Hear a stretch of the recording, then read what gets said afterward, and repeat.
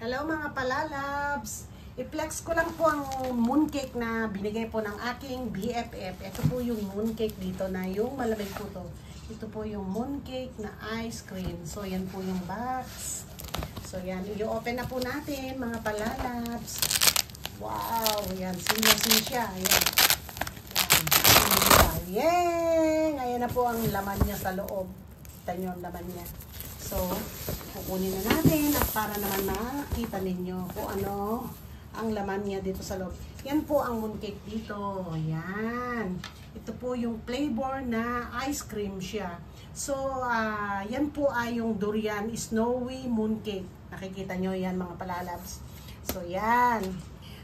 Yan po ay pinagsasalu-saluhan namin pag disperas ng autumn festival. So yan, i-try po natin. Hindi pa muna natin na-try palalabs. Papakita ko lang muna sa inyo ha kung ilan po ang laman nito. So itatry kong buksan ang box niya. Nako, medyo nahihirapan ako. Aya! Taas ko muna ha. So ayan na mga palalabs. Ayan siya. Very presentable siya. Tingnan nyo naman. So, open na natin. Ayan. Maliliit lang siya. Bali, 6 pieces po siya. Ayan. Kaya madali lang kainin, di ba? Ayan. Malamig po yan. So, ipapasok natin na ganyan muna sa freezer.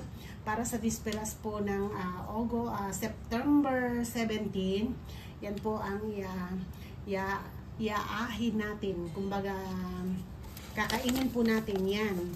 Kasi habang wini-wait po natin ang bilog ng buwan. Yes, mga palalab. Yan po ang ating mooncake.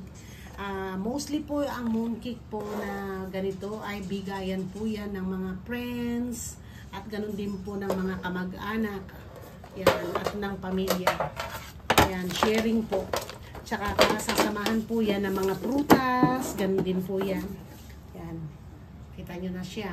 So, yan. Ikikip ko muna po itong mga palalabs at ilalagay natin muna sa freezer. Sa freezer. So, gagamitin natin po yan sa